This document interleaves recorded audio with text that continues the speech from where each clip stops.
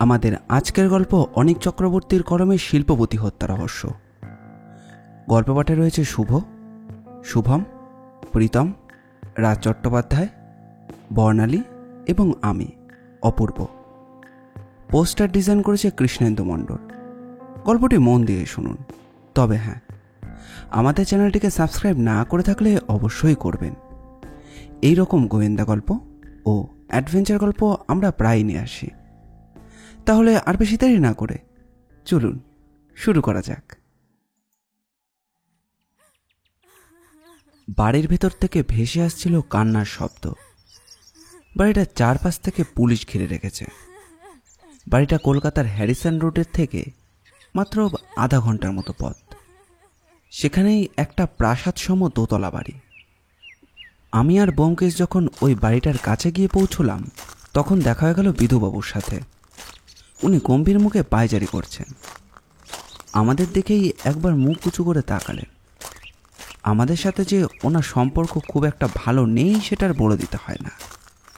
ব্যোমকেশকে তুচ্ছতাচ্ছিল্য চোখেই দেখেন তিনি। আমরা যে আসবো এটা তিনি প্রত্যাশাও করেননি। ব্যোমকেশকে দেখার সাথে সাথেই ওনার ভারিক্কি মুখটা গোমড়া হয়ে গিয়েছিল। ব্যোমকেশ গেটের মুখে পায়চারি করতে থাকা বিধুবাবুকে জিজ্ঞাসা করল, আপনারা কখন এসে পৌঁছেছেন? প্রবল আপত্তি রয়েছে এমনভাবে অনিচ্ছা সত্ত্বেও বিধুবাবু সংক্ষিপ্ত উত্তর দিলেন, আরে খানিক আগেই পৌঁছালাম। গোটা ব্যাপারটা একটু খোলসা করে বললে সুবিধা হয়। যদিও আগাগোড়া গোটা ব্যাপারটাই ব্যোমকেশের জানা, তা সত্ত্বেও বিধুবাবুর কাছ থেকে শোনার জন্য সে বিনতির সুরেই বলল, এই বাড়ি থেকেই আজ সকাল আন্দাজ 8টা নাগাদ ফোন আসে থানায়। বাড়ির চাকর রামু আমাদের এই সংবাদটা দেয়। এই সংবাদ পেয়েই আমরা এসেছিলাম। এই বাড়ির গৃহস্বামীকে খুন করা হয়েছে। ওই খুনের সংবাদটা পেয়েই আমরা এসেছিলাম ঠিকই, কিন্তু যে খুন করেছে সে অনেক আগেই পলাতক হয়েছে। আর শুধু তাই নয়, প্রমাণ কিছুই পায়নি এখনো অবধি। কিন্তু আমার মনে সন্দেহ জেগেছে যে এটা খুন নয়, এটা আত্মহত্যা। কি করে বুঝলেন যে খুন নয়, আত্মহত্যা? গিয়েই দেখতে পাবেন। আপনি এতকালই অপরাধ জগতে আছেন, তাও আপনি বুঝতে পারছেন না? দেহের মধ্যে কোনো অস্ত্রের আঘাত নেই, এক বিন্দু রক্তক্ষরণ হয়নি। তাই আমাদের সন্দেহ যে রামু মিথ্যে কথা বলছে। কিন্তু বিধুবাবু, আপনি অকুস্থানে আত্মহত্যার মতো কিছু উপকরণ পেয়েছেন যেটা দেখে আপনি প্রমাণসহ বলতে পারেন যে ওটা আত্মহত্যাই?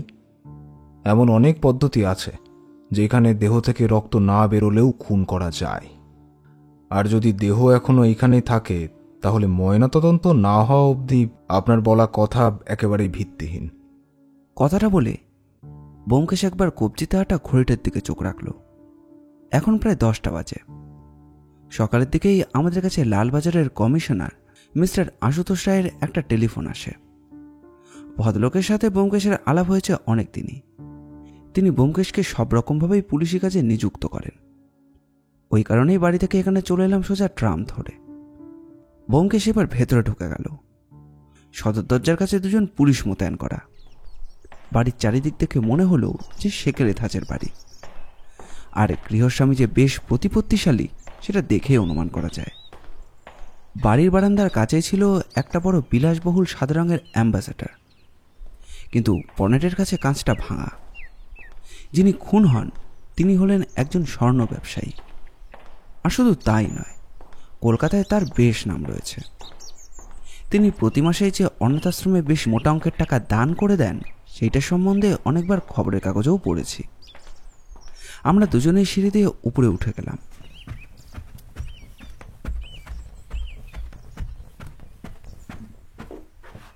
আর উঠেই ওই কান্নার শব্দটা আমাদের কাছে তীব্রভাবে ভেসে আসছিল। দরজা ঠেলেই ঢুকে দেখি যে দামি আসবাবপত্র সাজিয়ে রাখা ওই ঘরেই আরাম কেদারায় একজন মধ্যবয়সী ব্যক্তি পড়ে রয়েছেন। তবে তিনি যে খুন হয়েছেন সেটার কোনো সম্ভাবনা দেখা গেল না, কারণ দেহে থেকে ছিটোফোঁটা রক্তবিন্দুও বের হয়নি। নিষ্প্রাণ দেহটা শুধু পড়েই রয়েছে। মুখে চোখে তীব্র একটা আতঙ্কের ভাব স্পষ্ট, মুখের কাঠিন্যও পরিপূর্ণ। ব্যোমকেশ যে কিভাবে এটাকে খুন বলছে সেটা আমার মাথায় কিছুতেই আসছিল না। মৃত ব্যক্তির ঠিক পায়ের কাছেই ওনার স্ত্রী কান্নায় ফেটে পড়েছেন। ব্যোমকেশ একবার ঘরটা দেখে নিল, তারপর বলল, যদি কিছু মনে না করেন তাহলে আপনাকে কিছু কথা জিজ্ঞাসা করার ছিল। আশা করি আপনার কোনো আপত্তি নেই তাতে। প্রশ্নটা যে ওই মহিলাকে উদ্দেশ্য করে করা হয়েছে সেটা বুঝতে পেরে নিজেই শাড়ির আঁচল দিয়ে চোখের জল মুছল। তারপর বলল, প্রশ্ন করে আর কি হবে বলুন? মানুষটা কি আর আমার কাছে ফিরে আসবে? ফিরে হয়তো আসবে না, কিন্তু যে তাকে খুন করেছে তাকে উচিত শাস্তি তো দেওয়া যাবে, এটা আমার বিশ্বাস। আপনি নির্দ্বিধায় বলুন কি হয়েছে, আর আপনার স্বামী যে খুন হবেন সেইটা সম্বন্ধে কি কিছু টের পেয়েছিলেন? এই যে যেমন ধরুন উড়ো চিঠি কিংবা কোনো টেলিফোন। মহিলাটি এইবার আমাদের সামনের ফাঁকা আসনে ইশারায় বসার ইঙ্গিত করলেন। ব্যোমকেশ দুহাত একত্র করে লাশের দিকে তাকিয়ে প্রতীক্ষা করতে লাগলো উত্তরের জন্য। ওই মহিলা এবার ধাতস্থ হয়ে বললেন, দেখুন, আমি আগে পুলিশের কাছে অনেক প্রশ্নের উত্তর দিয়েছি। যদি আপনি পুলিশের লোক হন তাহলে আমাকে আর বিব্রত করবেন না। আমাদের বাড়িতে কারোর মানসিক অবস্থা ভালো নেই। আমরা এখন এখান থেকে চলে যেতে চাই। দয়া করে আমাদেরকে একটু একা ছেড়ে দিন। চলে যাবেন মানে? এত বড় কারবার ছেড়ে ছুড়ে আপনি কই যাবেন? কে এত কিছু সামলাবে শুনি?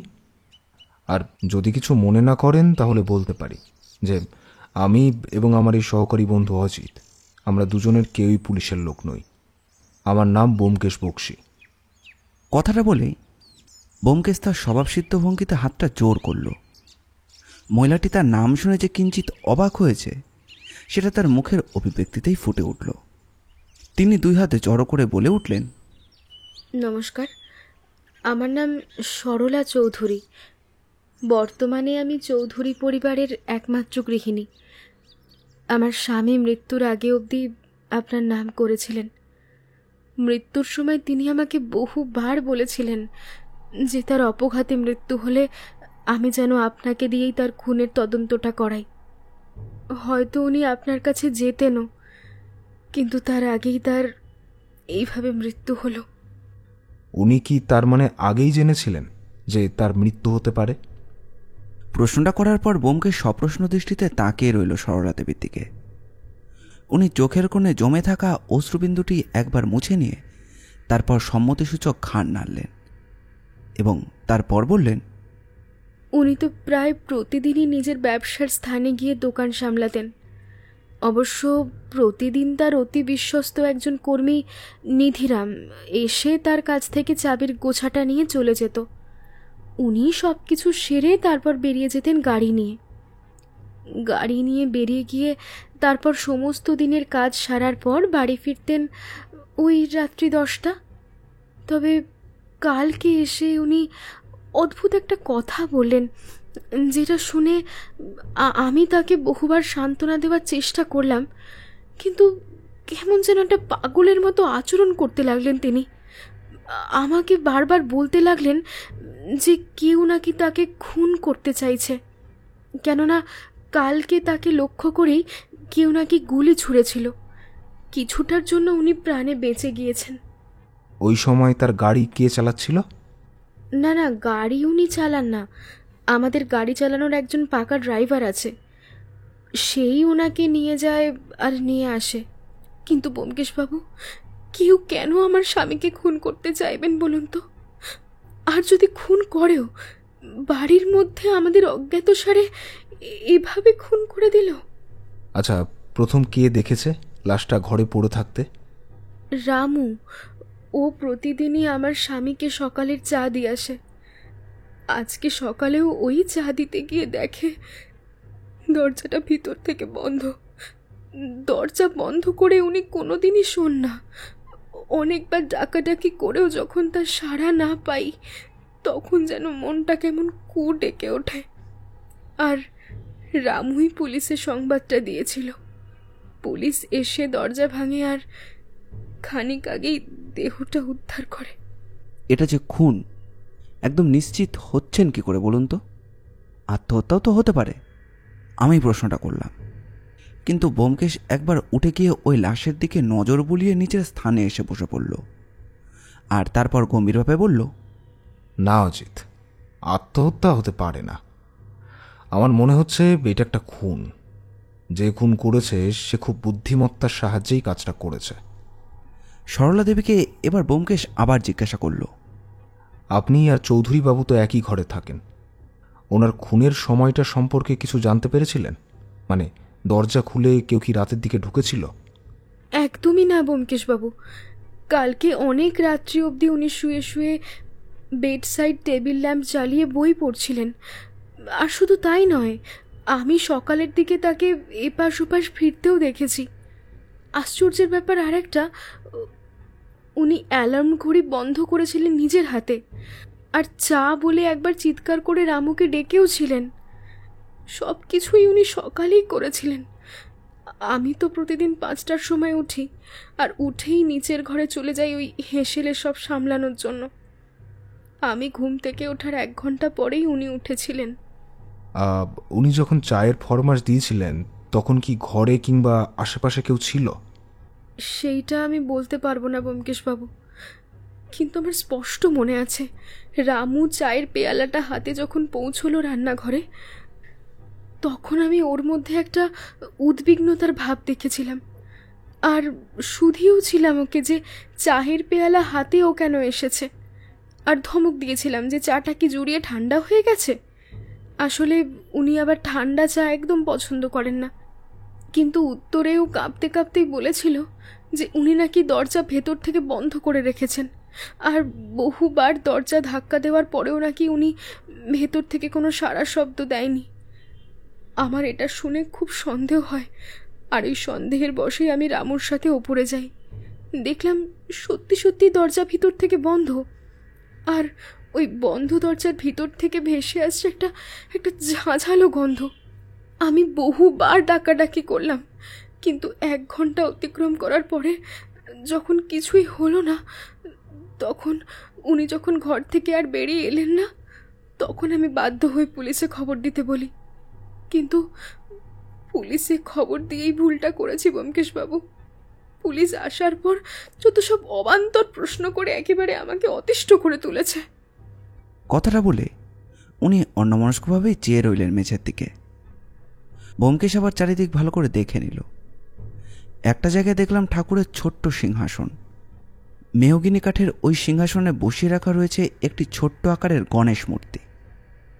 সেখানেই একটা ধূপধুনোর ছাই স্তূপীকৃত হয়ে পড়ে রয়েছে। ওইদিকে একবার সন্দেহের দৃষ্টি নিয়ে তাকালো ব্যোমকেশ।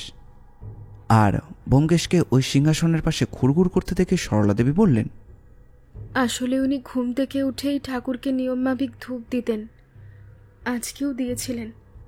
ব্যোমকেশ আর সময় অতিবাহিত না করে লাশটা দেখে নিয়ে ওখান থেকে বেরিয়ে এলো। বাইরে বিধুবাবু দাঁড়িয়েছিলেন। ব্যোমকেশকে জিজ্ঞাসা করলেন, ব্যোমকেশবাবু, কিছু প্রমাণ পেলেন? ব্যোমকেশ সেই প্রশ্নের উত্তর না দিয়ে শুধু ঠোঁটের কোণে মুচকি হেসে বলল, আপনি কাকে সন্দেহ করছেন? সন্দেহের কোনো কারণ নেই মশাই। এইটা তো সত্যি যে এই কাজ কোনো দোকানের কর্মচারীরই হবে। মালিককে ফাঁকি দিয়ে বড় বাপের দাও মারতে চেয়েছে। আর শুধু তাই নয়, এই যে কাজ করেছে তাকে শনাক্তকরণ করেছি আমি। উচিত সময় তাকে ধরে নিয়ে আপনাকে সংবাদটা দেব। এত অল্প সময়ের মধ্যেই আপনি খুনিকে খুঁজে বার করেছেন? নইলে আর বলছি কি, আমার সাথে যদি পারেন একবার দোকানে গিয়ে দেখতে পারেন। ওনার দোকানের এক কর্মী যে ওনার কাছ থেকে কিছু টাকা ধার চেয়েছিলেন, সে খবর ইতিমধ্যেই আমরা পেয়েছি। আর ওই লোকটির এই বাড়িতে অত্যাধিক যাতায়াত ছিল বলাই বাহুল্য। আর খুন হওয়ার ঠিক পর থেকে তাকে আর খুঁজে পাওয়া যাচ্ছে না, সেটাও শুনেছি। ব্যোমকেশ এবার ভুরু কুচকে একবার বিধুবাবুর দিকে চাইল। তারপর একটা সিগারেট ধরিয়ে জিজ্ঞাসা করল, আপনি তো আজকেই সংবাদটা পেলেন, তাহলে কি আজ সকালের মধ্যেই এত কিছু জানতে পারলেন? এটা আপনার অনুমান নাকি কারোর কাছ থেকে আবার শুনেছেন? আপনি যখন ওপরে চলে গেলেন তখন আমি এই বাড়ির কাজের লোক রামুকে পাকড়াও করি। সেই আমাকে বলেছে সম্পূর্ণ ব্যাপারটা। তার বেশ যাতায়াত ছিল চৌধুরী বাবুর ঘরে। সে দেখেছে প্রায় প্রতি রবিবার দোকান যেদিন বন্ধ থাকে সেদিন ওনার ঘরে ওই কাজের লোকটি আসতো। আর খুন হওয়ার আগের দিনও সে এসেছিল। সে চৌধুরী বাবুর দোকানের কর্মচারী ছিল। এই সংবাদটা পেয়েই আমার একজন কনস্টেবল চলে গেল আর দোকান থেকেই ফোন করে আমাকে জানায় যে বিনায়ক বসাক নামে ওই জনৈক কর্মচারী দোকানে আসে। এই থেকেই আমার সন্দেহটা হচ্ছে। ওই ব্যক্তিকে ধরতে পারলেই এই কেস সম্পূর্ণ হবে। এত সরল একটা তদন্তকে আপনি খামোখা জটিল করে তুলছেন কেন বলুন তো ব্যোমকেশ বাবু? সিগারেটে বার দুই টান দিল ব্যোমকেশ। তবুও আমি একবার রামুর সাথে কথা বলতে চাই। আপনি যদিও সত্যি কথা বলছেন সেটা মেনে নিচ্ছি, কিন্তু আমার নিজের একবার জেরা না করলে চলবে না।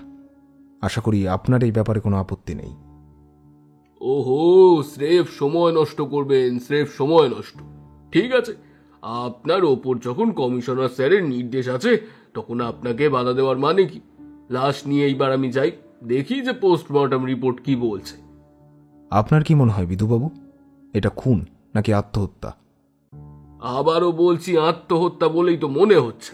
আর খুন হলেই বা কিভাবে হয়েছে সেটা আমাকে তদন্ত করে দেখতে হবে। তবে বেশ ধারণা করতে পারছি যে আত্মহত্যাই করেছেন উনি।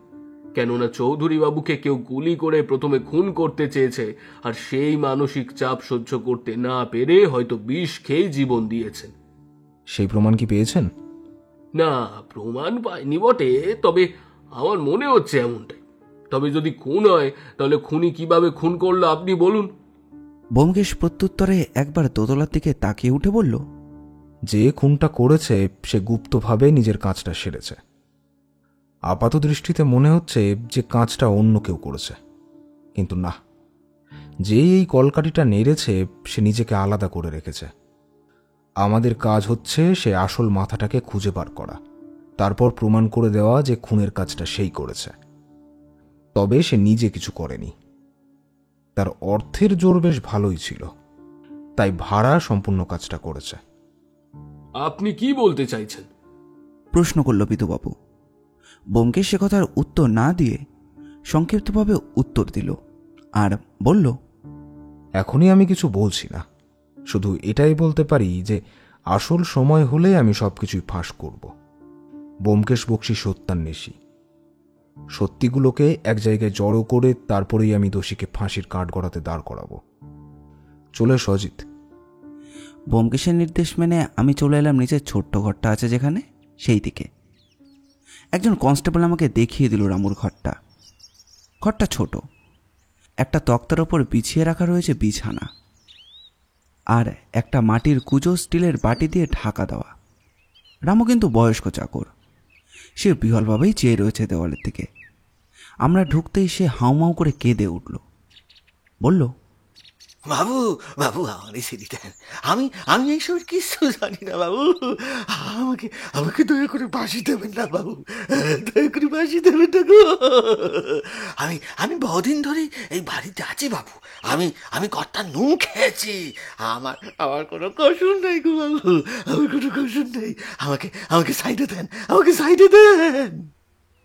রামু যেভাবে হাউমাউ করে কান্নাকাটি করছিল তাতে আমার স্পষ্টই ধারণা হলো যে তাকে পুলিশের কর্মীরা দফায় দফায় জেরা করেছে, আর সে যে সারা রাত জেগে রয়েছে সেটা তার চোখে জমে থাকা কালি দেখেই বুঝতে পারলাম।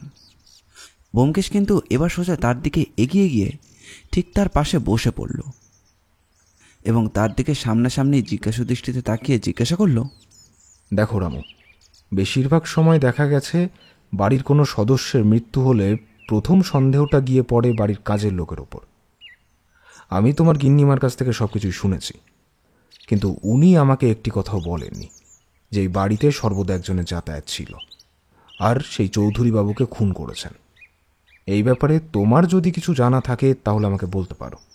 দেখো, তুমি যদি কিছু গোপন করো তাহলে কিন্তু তোমার নিজেরই বিপদ। আর খুনের সাজা কি হয় সেটা জানোই তো। হ্যাঁ হ্যাঁ বাবু, এই বাড়িতে এই প্রতি রবিবার দিন করে না ওই বাবু দোকানের একজন বাবুর কাছে যেত। হ্যাঁ, সেই লোকটি গতকাল অবধি এসেছিল। সে ছিল ওই দোকানের কাজের লোক। সে বাবুর কাছে এসে দোকানে বিক্রির আয় ব্যয় হিসেবের ওই সব কিছুই দেখিয়ে যেত। হ্যাঁ, কিন্তু এর সাথে খুনের কি সংযোগ সেইটাই তো বুঝতে পারছি না গো বাবু। হ্যাঁ, সেইটাই বুঝতে পারছি না। হ্যাঁ হ্যাঁ, পুলিশের লোক আমাকেও সন্দেহ করছে আমি আমি ওই কর্মীটি নাকি যৌথভাবে বাবুকে খুন করেছি। না বাবু, না বাবু। অথচ অথচ দেখেন, আমি আমি বাবুর সাথে সর্বদা থাকি, এই বাড়িতেই আছি প্রায় ওই 30 বছর অতিক্রম হয়ে গেল গো বাবু। আমি আমি এই কাজ করতে পারি কি? আমি এই কাজ করিনি বাবু, আমি এই কাজ করিনি। তুমি কি ওই কর্মচারীর নামটা জানো? হ্যাঁ বাবু, হ্যাঁ, তাকে তো ওই বিনয় বিনয় বলেই ডাকতেন। হ্যাঁ, পুরো নাম বিনয় বসাক। আর শুধু তাই নয়, আমি এই কথা বলতে পারি যে ওই বিনয় বাবুর কথা শুনেই না সব কাজ করেন। বাবুর কাছ থেকে প্রতিদিন সকালে 8টার দিকে চাবি নিয়ে যেত, সেই আবার রবিবার এসে বাবুকে দোকানে হিসেব দেখিয়ে যেত। আমি ওই চা জল খাবার দিয়ে যেতাম। আমি দেখেছি অনেকবার তাকে। হ্যাঁ গো। আচ্ছা, বিনয় বসাক কতদিনের পুরনো, আর তার বয়স কত? বাবু, না না, বিনয়ের বয়স খুব বেশি নয়, ওই খুব বেশি হলে ওই 24-25 হবে। আসলে বিনয়ের বাবা ওই ধীরেন বাবু বাবুর দোকানে কাজ করতেন, কিন্তু তিনি ওই বছর 2 হলো হৃদরোগে আক্রান্ত হয়ে মারা গেছেন। এদিকে ওদের বাড়িতে রোজগারের লোক বলতে একমাত্র ধীরেন বাবুই ছিলেন। ফলেই ওই কাজটা বাবু ধীরেন বাবুর ছেলে বিনয়কে দিয়েছিলেন। সেই থেকেই ওই বছর 2 হলো কাজ করতে। কালকে রাতে ঠিক কটার সময় বিনয় এসেছিল? তার আসার সময় ওই রাত্রি 9টার সময় বাবু। হ্যাঁ, বাবু ওই একটি দিন ছুটি নিয়ে বাড়িতে গিন্নিমার সাথেই অতিবাহিত করতেন।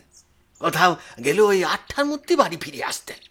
তবে হ্যাঁ, একটা কথা বলি, বাবু কালকে তার সাথে বেশ চিৎকার করে কথা বলছিলেন।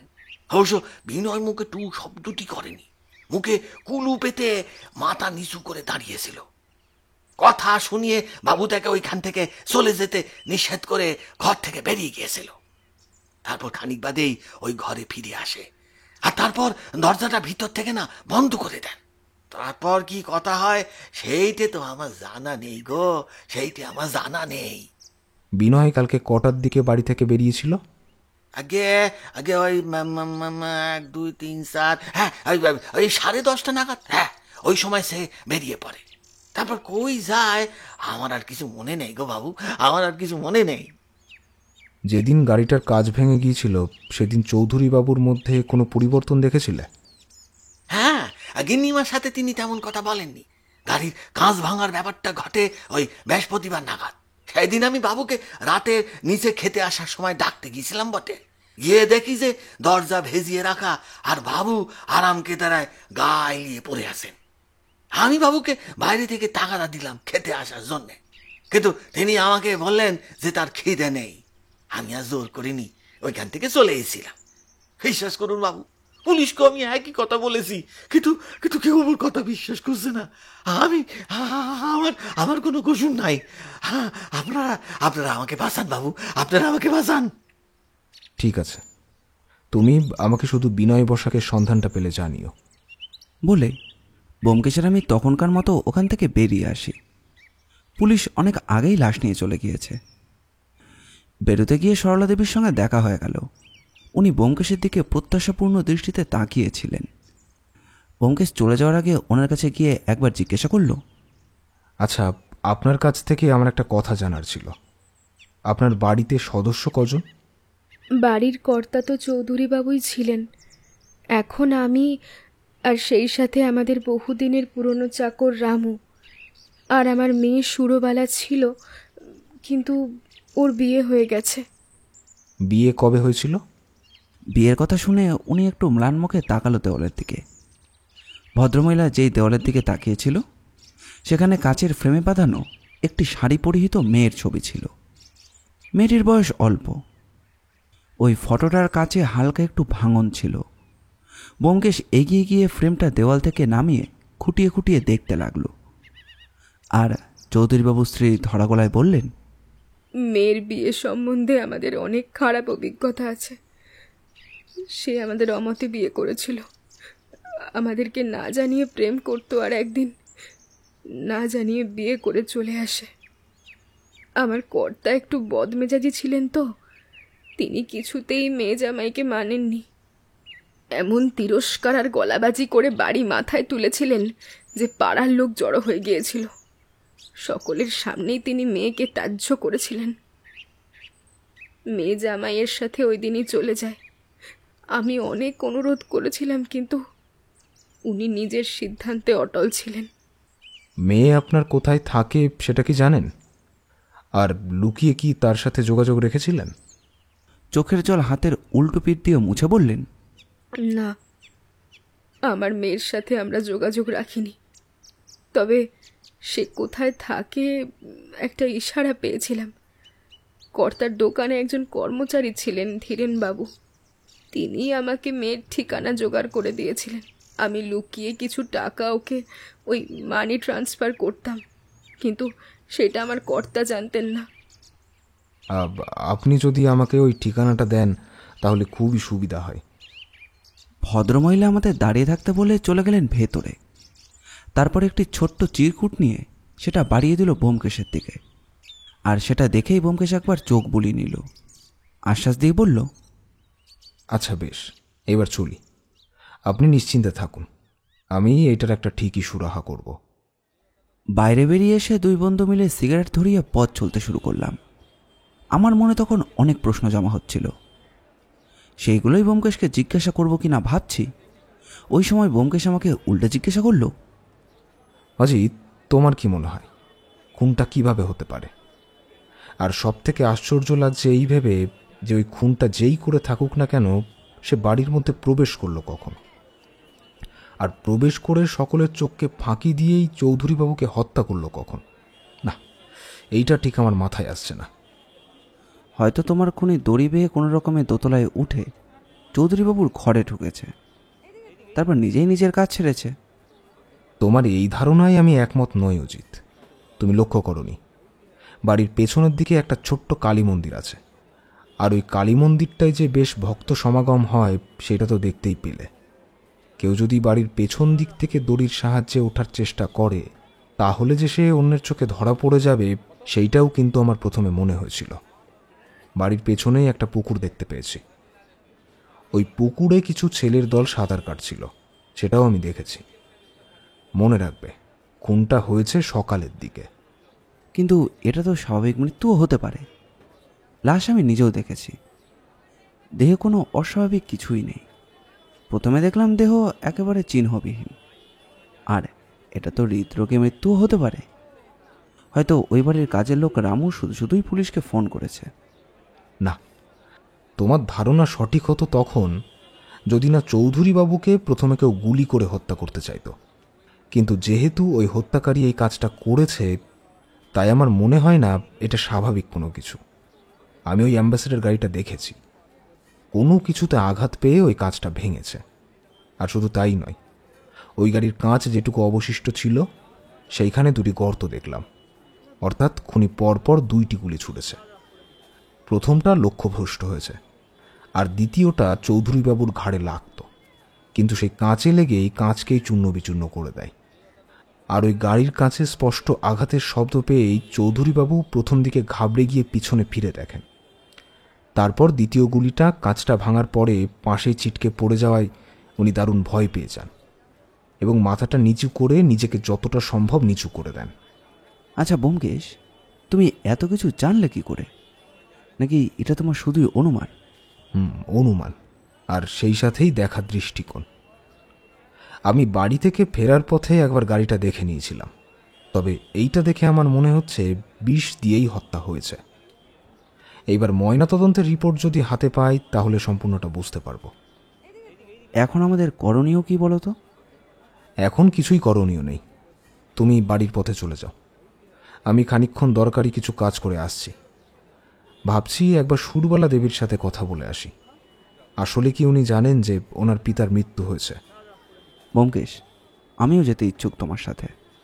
বেশ, চলো তাহলে। আমি আর ব্যোমকেশ চৌরঙ্গিগামী একটি ট্রাম ধরে নিলাম। ঠিকানাটা চৌরঙ্গি এলাকার একটা বস্তির দিকেই। সেখানে পৌঁছতে সময় লাগলো মিনিট খানেক। একটা বড়সড় মিষ্টির দোকানের পাশ থেকে সরু একটা গলি ঢুকে গিয়েছে। ওই গলিটা দিয়ে যেতেই দেখতে পেলাম কিছু ঘর।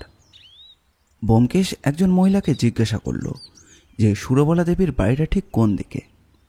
ওই মহিলা হাত উঁচু করে একটা শিমুল গাছের দিকে ইশারা করলো যে ডাক্তারবাবু স্ত্রী বাড়ি খুঁজছেন তো। ব্যোমকেশ ঘাড় নাড়ল। তারপরেই সে এগিয়ে গেল ওই বাড়িটার দিকে। আর ওই বাড়িটার দিকে এগোতেই দেখতে পেলাম বাড়িটা অন্যান্য বাড়ির থেকে বেশ ভালো। মাথার উপরে টিনের শেড থাকলেও বাড়িটা কোঠা বাড়ি। দরজার কড়া নাড়ল ব্যোমকেশ। দুবার কড়া নাড়ার পর ভেতর থেকে যে মহিলা দরজা খুলে দিল তার ছবি চৌধুরীবাবুর বাড়িতে টাঙানো দেখেছি, কিন্তু মেয়েটির মুখে আর সেই লাবণ্য নেই। পরনে একটা তাঁতের শাড়ি। ব্যোমকেশ তাকে দেখে বলল, নমস্কার, আপনি সুরবালা দেবী? উনিও প্রতি নমস্কার করে হ্যাঁ বললেন। ব্যোমকেশ আবার নিজের পরিচয় আর আসার কারণ আর চৌধুরী বাড়িতে ঘটে যাওয়া সমস্ত বৃত্তান্তই বলল। মহিলার অশেষ ধৈর্য, তিনি সহজে ভেঙে পড়লেন না। আর তারপর আমাদের ভেতরে আসতে বললেন। নিজের পিতার মৃত্যু সংবাদে তিনি যেন বেশ ব্যথিত হয়েছেন সেটা বোঝাই গেল। তারপর তিনি বললেন, ব্যোমকেশবাবু, আমার বাবা কিভাবে আর কবে মারা গেল? কই, আমার কাছে তো কোনো খবর আসেনি। মৃত্যুটা ঠিক কীভাবে হয়েছে সেটা এখনও জানা যায়নি, তদন্ত হচ্ছে। কিন্তু মৃত্যুর সময়কালটা সকালে। অবশ্য ময়নাতদন্তের রিপোর্ট কাছে এলেই সব কিছু জানা যাবে। আমাকে তো বাবা ত্যায্য করেছিলেন, তাই আমি ওইখান থেকে চলে এসেছি। আমার সাথে আর কোনো যোগাযোগ নেই। আচ্ছা, আপনার স্বামী কি করেন আর তার নাম কি? আমার স্বামীর নাম রজত, আর আমার স্বামী পেশায় একজন ডাক্তার। কিন্তু ব্যোমকেশবাবু ডাক্তার হলেও তার পয়সার তেমন নেই। ওই 2-1টা রোগী দেখেন, আর মাঝে মধ্যে রাতের কলে বেরিয়ে যান। কোনো ক্রমে সংসারে তড়ি টানছি। আপনার কি বিয়ের আগেই এই কথাটা জানা ছিল?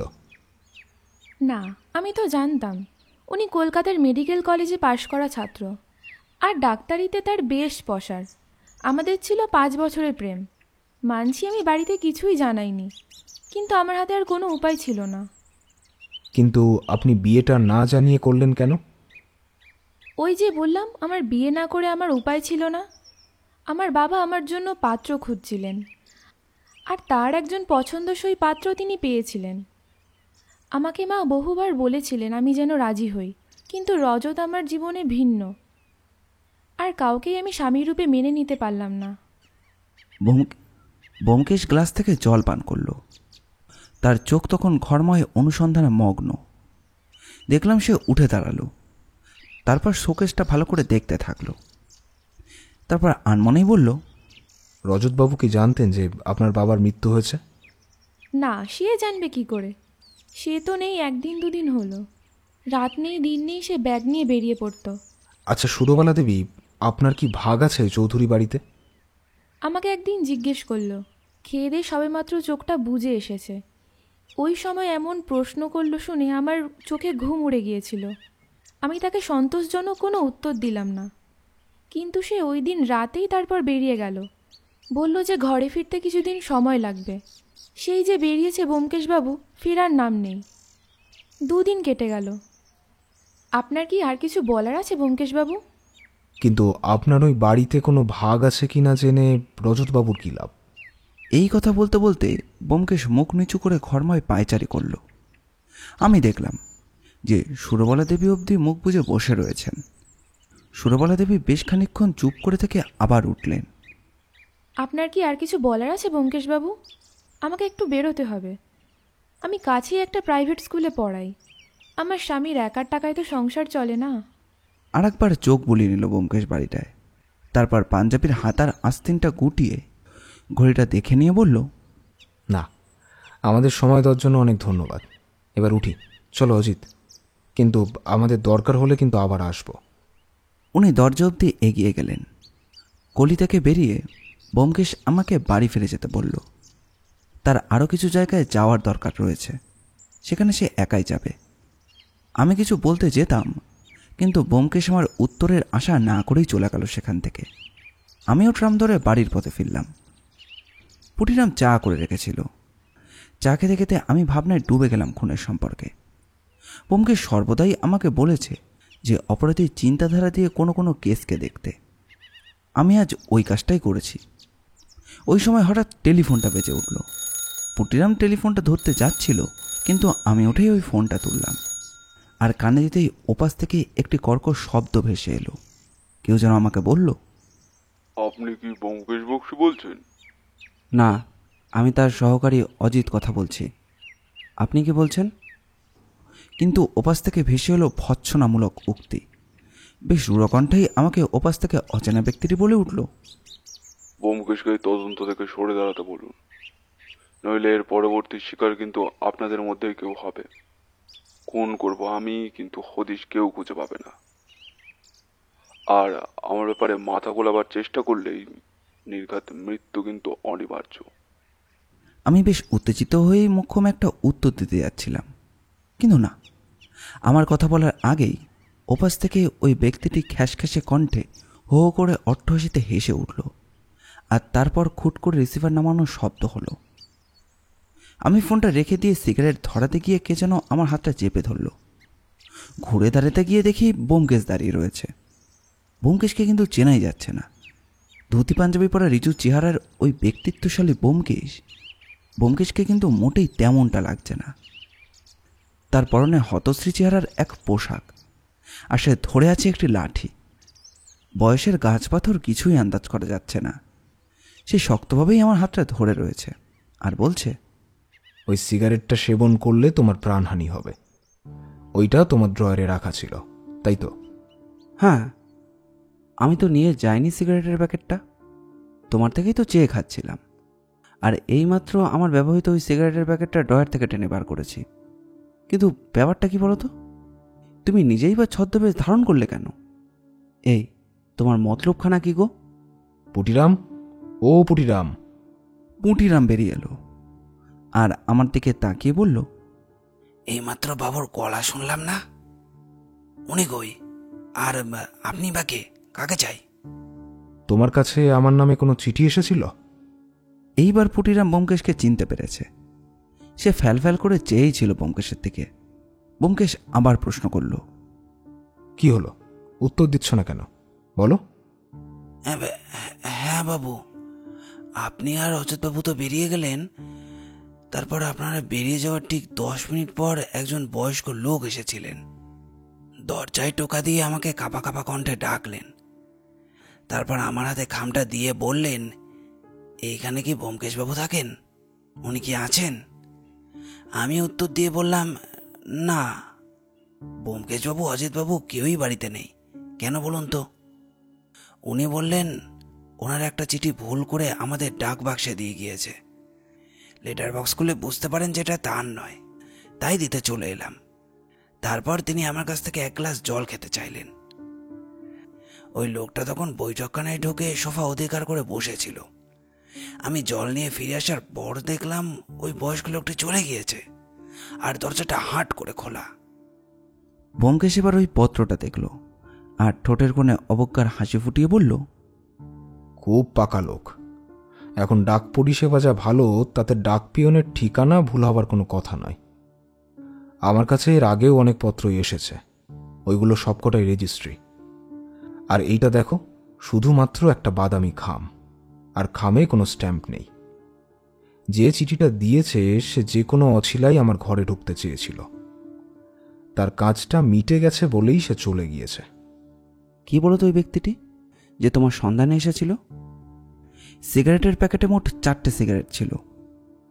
সবকটাই বের করে টেবিলের ওপর বিছিয়ে দিল ব্যোমকেশ, আর তার মধ্যে থেকে একটা তুলে নিয়ে ফিল্টারটা খুলে ভেতরে তামাকজাত পদার্থটা বের করে লেন্স দিয়ে দেখতে লাগলো। আমি দেখলাম তামাকের মধ্যে কি যেন সাদা সাদা গুঁড়ো মতো মিশিয়ে রাখা রয়েছে। ব্যোমকেশ বলল, তুমি যদি এই বিষ একবার খেতে, তাহলে তোমার আর বেঁচে থাকার সম্ভাবনা খুব একটা বেশি থাকতো না। 5 মিনিটের মাথায় তুমি মারা যেতে। আমি এইটা ল্যাবে টেস্ট করাতে দেওয়ার আগেই বলে দিতে পারি, এইটা এক প্রকারের নিউরোটক্সিক বিষ, যা তোমার স্নায়ুতন্ত্রকে ক্ষতিগ্রস্ত করতে পারত। এবার বুঝতে পারলে তো কেন তোমায় ওই সিগারেটটা খেতে বারণ করেছি? আর যে এই কাজটা বুদ্ধিমত্তা দিয়ে করেছে সে কিন্তু আর কেউই নয়, ওই পলাতক খুনি। তাহলে তো তুমি তাকে খুব সহজেই ধরতে পারবে ব্যোমকেশ। কিভাবে অজিত? খুবই সহজে। পুটিরাম তো তাকে দেখেছে, সে বর্ণনা দিলেই তো আমরা তার অনুসন্ধান করতে পারি। অত কাঁচা কাজ সে করবে না। ওই খুনিটি ধরা পড়ার ভয়ে পালিয়েছে, আর আমাদের এইখানে সর্বদাই পুলিশের চৌকিদারির পাহারা দিচ্ছে, ফলে এই অত ঝুঁকি সে নেবে না।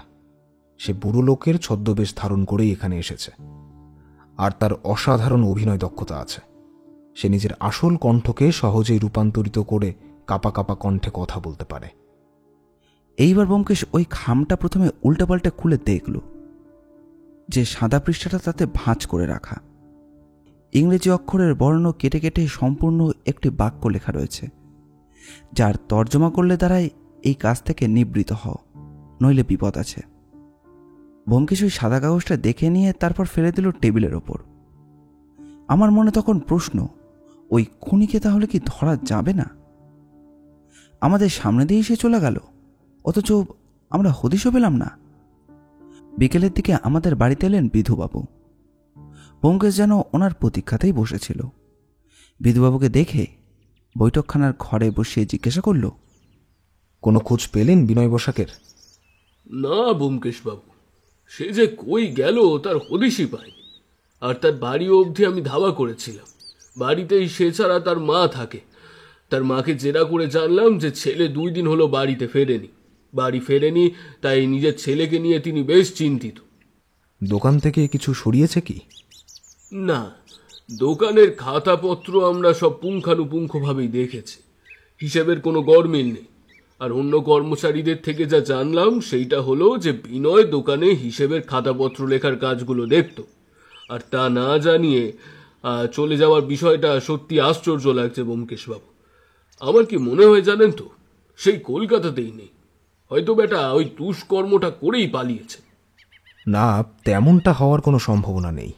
কেননা সে নিজের মালিককে খুন করে কি লাভ পাবে? খুনটা কিন্তু একটা উদ্দেশ্যের সাথে জড়িত। ওই উদ্দেশ্যটা সিদ্ধ হলেই সে নিশ্চয়ই মোটা অঙ্কের টাকা পাবে।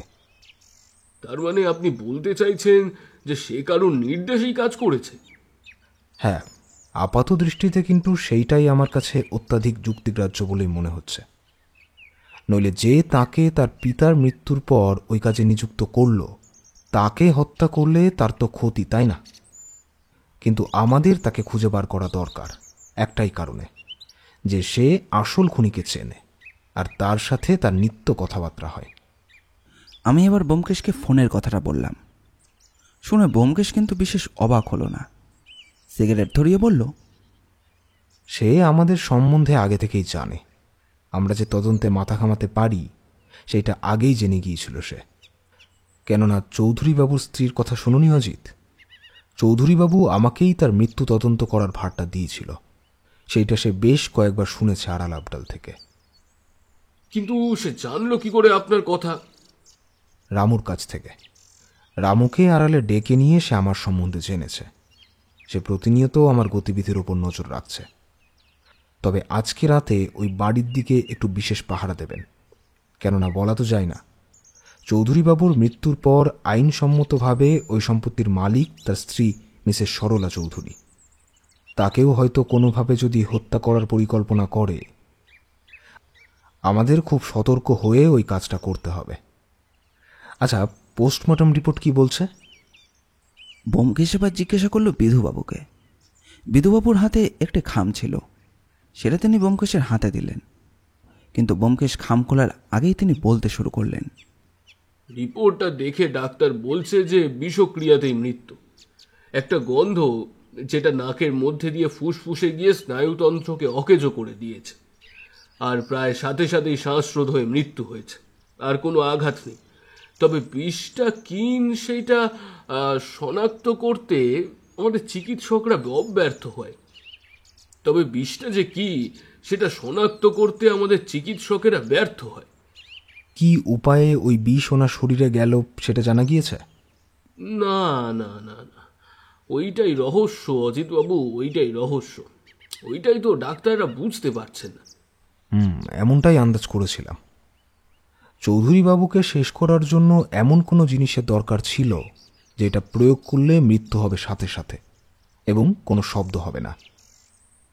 কোনো কথা বলার আগেই চৌধুরীবাবুর ভবলীলা সাঙ্গ হবে। এইবার আমাদের শুধু ওই বিনয় বসাককে খুঁজে বার করতে হবে। কিন্তু তাকে আর পাবো কই ব্যোমকেশ বাবু? সে যে বার্তাহীন। আর যদিও থেকে থাকে তাহলে সে যে ছদ্মবেশ ধারণ করে আছে, কাজটা যে আমাদের পক্ষে খুব কঠিন হয়ে যাচ্ছে বুঝতেই তো পারছেন। সেইটা ঠিক, কিন্তু আমাদের একটু দেখতে হবে। আমার ওই বাড়িটার দিকে একবার নজর রাখার দরকার, কেননা আমার মন বলছে পরবর্তী শিকার ওই সরলা দেবী। আপনি আজকেই পাহারার ব্যবস্থা করুন, বাকিটা আমি দেখছি। এমন কোন কোন জায়গায় বিনয় বসাক থাকতে পারে যেখানে আমরা দেখতে পাচ্ছি না, খোঁজ নিতে হবে। ঠিক আছে ব্যোমকেশ বাবু, আপনার কথা মতো আমি কাজ করছি। এই কাজে আমি আপনাকে যথেষ্ট সাহায্য করব, কেননা ওই আসল খুনিকে খুঁজে বের করাটা আমার একান্ত দরকার। ওপর থেকে আবার চাপও রয়েছে বিস্তর, বুঝতেই তো পারছেন। ঠিক আছে, এবার আমি চলি। দরজা খুলে বেরিয়ে গেলেন তিনি। ব্যোমকেশ হাতের উপর হাত রেখে গুম হয়ে বসে রইল। তারপর দিন কতক সে যে কোথায় বেরিয়ে যায় তার কোনো হদিশই নেই। অনেক রাতে সে বাড়িও ফেরে না, অথবা ফিরলেও আমি জানতে পারি না। জিজ্ঞাসা করলে একই উত্তর দেয় যে তদন্তের গুপ্ত কথা এখন জানাতে পারবো না, সময় হলে ঠিকই জেনে যাবে। বিধুবাবু আসার পর প্রায় সপ্তাহখানেক কেটে গেছে, কিন্তু একদিন আমি ব্যোমকেশকে জিজ্ঞাসা করেই ফেললাম, বিনয় বসাকের কোনো হদিশ পেলে? খুন করে তো বেমালুম উধাও হয়ে গেল। হ্যাঁ, কিছুটা তো ধারণা করতে পেরেছি। আমি তার বাড়ির ওপর বেশ কিছুদিন হলো নজর রেখেছি। ব্যাটা যে নিজের বাড়িতে আসে সেটা আমি টের পেয়েছি। কি করে জানলে? আর তাকে দেখে থাকলে তুমি তো তাকে ধরে নিয়ে থানায় যেতে পারতে, এত প্রতীক্ষা করছো কেন? প্রতীক্ষা করার কারণ আছে। একটা শিকারী বাঘ যেমন তার শিকারকে ধরার আগে তার গতিবিধির ওপর দীর্ঘদিন ধরে নজর রাখে, সেই কাজটাই আমি করছি। আর বিধুবাবু ওইদিকে চৌধুরীবাবুর বাড়ির দিকে নজর রেখেছে। সে প্রতি মুহূর্তেই আমাকে খবর দিচ্ছে। ওই বাড়িটার কাছে যদি কোনো অজ্ঞাত পরিচয়ের অবাঞ্ছিত লোক আসে, তার পেছনেই গুপ্তচর রাখার কথা বলে এসেছি। কিন্তু গোটা হপ্তাখানেক কেটে গিয়েছে, তেমন কোনো সন্দেহভাজন লোক আসেনি। যারা আসে তাদের মধ্যে একজন হচ্ছে সংবাদপত্র দেওয়ার লোক। সাইকেল করে সে ভোরের দিকে আসে আর কাগজটা ছুড়ে দেয় রেলিং দিয়ে। আসলে সরলা দেবীর সংবাদপত্র পড়ার বাতিক আছে। চৌধুরীবাবুর ওই ঘরটা উনিই এখন অধিকার করেছে।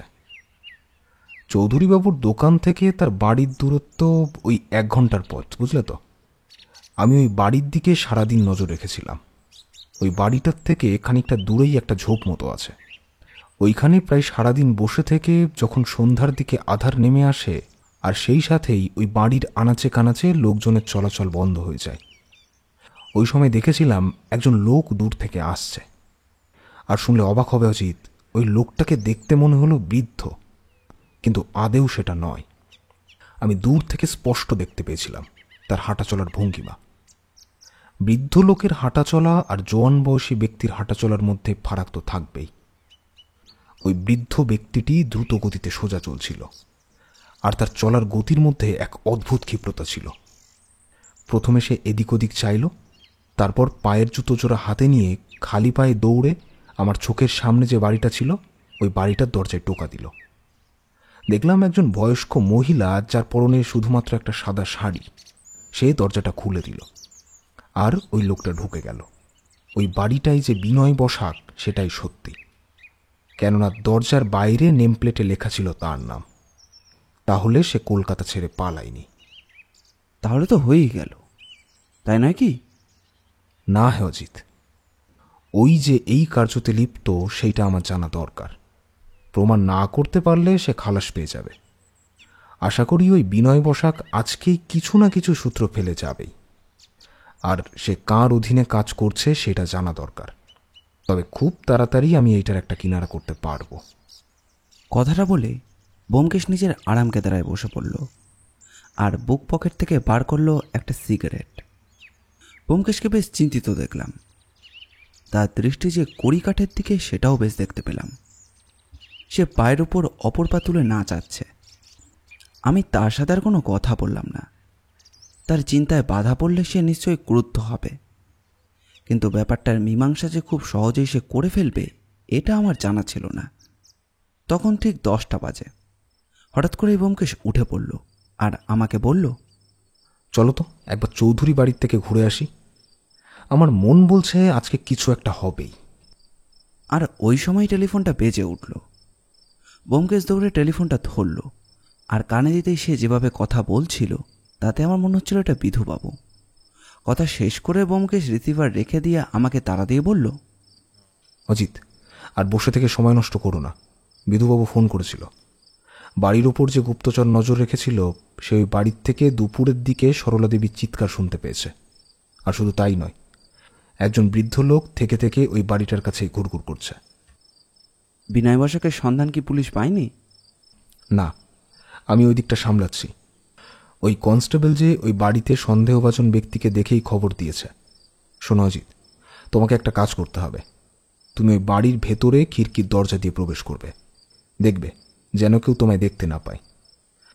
সন্ধ্যার আবছা অন্ধকারে যে ঘরে চৌধুরীবাবু খুন হয়েছে ওই ঘরে তুমি ঘাপটি মেরে লুকিয়ে থাকবে। তারপর আমাকে ইশারা করবে, কারণ ওই বাড়িতে বিনয় বসাককে আজকে আসতেই হবে। আর এলেই আসল হত্যাকারী যে আছে সে নিজের কাজটা সম্পাদনের জন্য নিশ্চয়ই আসবে। আমাদের তাকে ধরতেই হবে। আমি কি পারবো ব্যোমকেশ? পারতে তোমাকে হবেই। চলো বেরিয়ে পড়ি, আমাদের ওইখানে সবার আগেই পৌঁছতে হবে। আমি আর ব্যোমকেশ কাল বিলম্ব না করে ওই বাড়িটার দিকে রওনা দিলাম। 11টায় নিশুতি কলকাতা। শুধু পথের ধারে গ্যাস বাতিগুলো মিটমিট করে চলছে। আমরা ওই চৌধুরী বাড়ির কাছে পৌঁছতেই দেখলাম যে সেখানে গ্যাস বাতিটা অকেজো হয়ে পড়ে রয়েছে। গলি খুটখুট করছে অন্ধকারে। চলাফেরার সুবিধার জন্য টর্চ বের করতে গিয়ে ব্যোমকেশের কাছে বাধা পেলাম। সে আমার হাতের কবজিটা শক্ত করে ধরে তারপর আমাকে নিয়ে ওই বাড়িটার পেছনে যেখানে পুকুরটা রয়েছে সেইখানে নিয়ে গেল। পেছনের দিকে বাগানের মতো রয়েছে। ইচ্ছে করলে খিড়কির দরজা দিয়ে অনায়াসেই ঢুকে পড়া যায়। প্রথমে ভেবেছিলাম যে দরজাটা বন্ধ রয়েছে, কিন্তু ব্যোমকেশ দেখল যে সেই দরজাটা ঈষৎ ভেজিয়ে রেখেছে কেউ। আমি তড়িঘড়ি ঢুকে নিজের ঝুল বারান্দার কাছে পৌঁছে সোজা ব্যোমকেশের নির্দেশে উপরে উঠে গেলাম। বাড়িতে আজকে বাতি জ্বলেনি, কিন্তু অন্ধকার অভ্যস্ত চোখে আমি সমস্ত কিছুই দেখতে পাচ্ছিলাম। আমি সোজা চলে গেলাম চৌধুরীবাবুর ঘরে। দেখলাম অন্ধকারের ঘরের মধ্যে আরামকেদারায় কেউ যেন শুয়ে রয়েছে।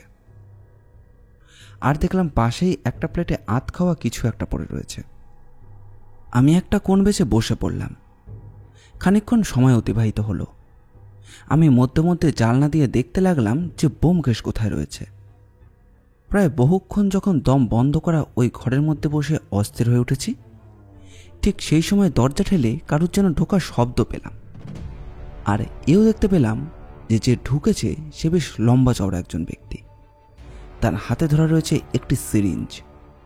সে ধীরে ধীরে এগিয়ে আসছে আরামকেদারার দিকে, কিন্তু সিরিঞ্জটা দেহে স্পর্শ করবার আগেই একটা শব্দ হলো আর ওই ব্যক্তিটি মুখ থুবড়ে পড়ল মাটিতে।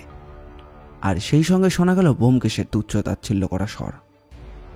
ডাক্তার, এ তোমার বড় কাঁচা কাজ হয়ে গিয়েছে।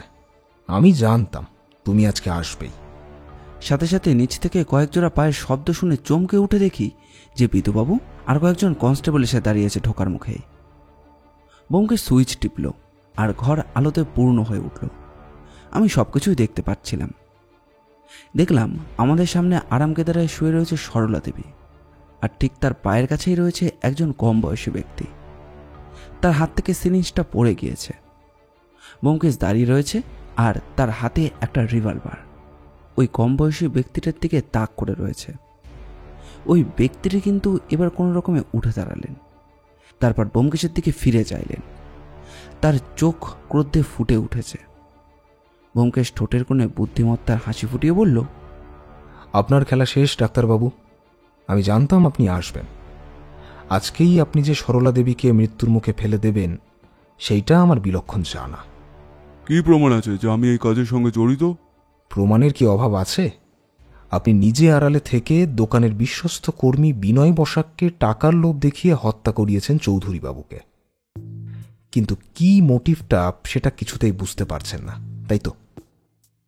আপনি এই বাড়ির মেয়েকে স্রেফ টাকার জন্য বিয়ে করেছিলেন, আর সেই সাথেই স্বপ্ন দেখেছিলেন যে এই বাড়ির কর্তার মৃত্যু হলে বাকি পাবে সরলা দেবী। আর শুধু তাই নয়, আপনি নিজের স্ত্রীকে অবধি মিথ্যে কথা বলেছিলেন আর ভেবেছিলেন আপনার কাজটার কেউ হদিশ পাবে না। এমনভাবে খুনটা করালেন যাতে প্রথম দিকে সকলের মনেই আত্মহত্যার কথাটা জাগে। কিন্তু চৌধুরীবাবুর মৃত্যুতে আপনি থেমে রইলেন না। আপনার পরবর্তী শিকার সরলা দেবীকে কিভাবে সরাবেন সেটা ভেবেছিলেন। আপনার মনে ভয় ছিল যে উইলে তার মেয়ে যদি কানাকড়ি না পায় তাহলে এত বড় সম্পত্তি থেকে আপনি বঞ্চিত হবেন। তাই তাকে খুন করে ওই উইল খোঁজার কাজে তৎপর হতেন, তাই নয় কি? তাই পরিকল্পনা মাফিক সরলার যদি একবার মৃত্যু ঘটিয়ে দেওয়া যায় তাহলে আইন অনুসারে সমস্ত সম্পত্তির উত্তরাধিকারী হবে তার মেয়ে। আর আপনার স্ত্রীর হাতে যদি একবার চলে আসে সমস্ত কিছু, তাহলে আপনি খুব সহজেই এই বিরাট সম্পত্তির মালিক হয়ে যাবেন। কিন্তু ব্যোমকেশ, বিনয়বাবু খুন হলেন কি করে? তুমি তো বলছো ওই সময় ওনার কাছে কেউই ছিল না। ব্যোমকেশ এবার অদ্ভুত একটা কাজ করলো। সোজা চলে গেল ছোট্ট ওই ঠাকুরের সিংহাসনের দিকে। তারপর সেইখানে ধূপদানিতে পড়ে থাকা ওই দাহ্য বস্তুটা নিয়ে এলো ডাক্তারের চোখের সামনে। ডাক্তারকে দেখিয়ে সোজা বলে উঠল, কি এটা কিসের গুঁড়ো ডাক্তার? ডাক্তারের চোখে বিস্ময়ের ভাব ফুটল, কিন্তু সে কোনো উচ্চবাচ্য করল না। ব্যোমকেশ বলল, খুনটা হয়েছে সকালের দিকেই, আর এই খুনের পদ্ধতিটা অভিনব। কেননা ডাক্তার বেশ ভালো করেই জানত যে চৌধুরীবাবু ঘুম থেকে উঠে প্রথমেই ঠাকুরকে ধূপ দেখিয়ে প্রণাম করে। আর তাই গতকাল রবিবার রাতে বিনয় যখন এই বাড়িতে এসেছিল তখন তাকে রাসায়নিক বিষ দিয়ে তৈরি ওই ধূপের মতো দেখতে এই জিনিসটা অন্যান্য ধুনো ধূপের সঙ্গে রেখে দিতে বলেছিল। বিনয় প্রতি রবিবার দিন তার কাছে আসত, তাই কেউ তাকে সন্দেহ করেনি। আর যেই সময় চৌধুরীবাবু বাইরে গিয়েছিল ওই সময় সেই কাজটা করেছে। আর শুধু তাই নয়, মনে পড়ে সরলা দেবী কি বলেছিল? দরজা ভেতর থেকে বন্ধ ছিল, আর ভেতর থেকে একটা কটু গন্ধ ভেসে আসছিল। আর ওই ধূপটা আগুনের সংস্পর্শে আসার পরেই, সেই ধোঁয়াটা নাকে যাওয়ার পরেই চৌধুরীবাবুর মৃত্যু হয়। আজকের এই সিরিঞ্জটা দেখে মনে হচ্ছে যে বিষ বেশি মাত্রায় আছে, যাতে নির্বিঘ্নেই কাজটা সম্পূর্ণ করতে পারে। তাই খাওয়ার সঙ্গেই ঘুমের ওষুধ মিশিয়ে দিয়েছিল বিনয় বসাক। সে পেছন থেকে ঘুমের ওষুধ নিয়ে রান্নাঘরে গিয়েছিল, আর যে খাবারটা দেওয়া হবে সরলা দেবীকে সেইটাতে মিশিয়ে দেয়। তরল জাতের এই গন্ধবিহীন ঘুমের ওষুধটা একবার খাবারে মিশে গেলে কারোরই বোঝার উপায় নেই যে খাবারে ওষুধ দেওয়া হয়েছে। এই কাজ করেই বিনয় বাড়ির বাইরে চলে আসতেই যাচ্ছিল। সেই সময় পুলিশ তাকে দেখে ফেলে এবং সংবাদ দেয়। কি ডাক্তারবাবু, কথাগুলো ঠিক কি না? কথা শুনে ডাক্তারবাবু পালাবার উদ্যোগ করছিল, কিন্তু ব্যোমকেশ বন্দুকটা উঁচিয়ে ধরল। পুলিশের কাছে ধরা পড়ল ডাক্তারবাবু। সত্যি যে সে এমন কাজ করেছে তার নেপথ্যে অনেকগুলো কারণ পাওয়া গিয়েছিল। ব্যোমকেশের এমন বুদ্ধিমত্তা দেখে সত্যি আমি একেবারেই অবাক হয়ে গিয়েছিলাম। তুমি এত কিছু কিভাবে বুঝতে পারলে বলো তো? সবই অনুমান আর আশেপাশে চেয়ে দেখার ফলাফল। এর চাইতে আর বেশি কিছুর দরকার হয় না। হ্যাঁ অজিত, আমি ওই যে ছদ্মবেশ ধারণ করেছিলাম তার কারণ ছিল যে আমাকে নানান স্থানে ঘুরে ঘুরে তথ্য সংগ্রহ করতে হয়েছে। বিনয় বসাকের বাড়ির কাছে গিয়ে আমি প্রতিটি পদক্ষেপ দেখেছি। এমনকি ওরা দুইজন ওই চৌধুরী বাড়ির কাছেই যে পুকুরটা আছে ওইখানে বসে পরিকল্পনা করছিল। তখন আমি পাশেই দাঁড়িয়েছিলাম, আর ছেলেদের মাছ ধরা দেখার অছিলাই সবকিছুই শুনেছি। ওরা যে আজকে আসবেই সেটা আমার স্পষ্টই জানা ছিল, তাই কাজটা সুবিধাজনক হলো। কিছুদিন পরে পুলিশ বিনয় বসাককেও ধরেছিল, আর তাকে দফায় দফায় জেরা করবার পর সেও স্বীকার করেছিল যে ব্যোমকেশের প্রতিটি কথা বলা সত্যি। আমাদের আজকের গল্পটি ভালো লাগলে অবশ্যই লাইক, আর কীরকম লাগলো সেটি কমেন্ট করে জানাবেন। আমরা আপনাদের মধ্যে থেকে একটি কমেন্ট পিন করে দেব। এই রকম গোয়েন্দা গল্প ও অ্যাডভেঞ্চার গল্প আমরা প্রায়ই নিয়ে আসি। আমাদের চ্যানেলটি ঘুরেও আসতে পারেন। আমাদের চ্যানেলটিকে সাবস্ক্রাইব করে আমাদের পাশে থাকবেন। আপনাদের ভালোবাসা একান্ত কাম্য। ধন্যবাদ।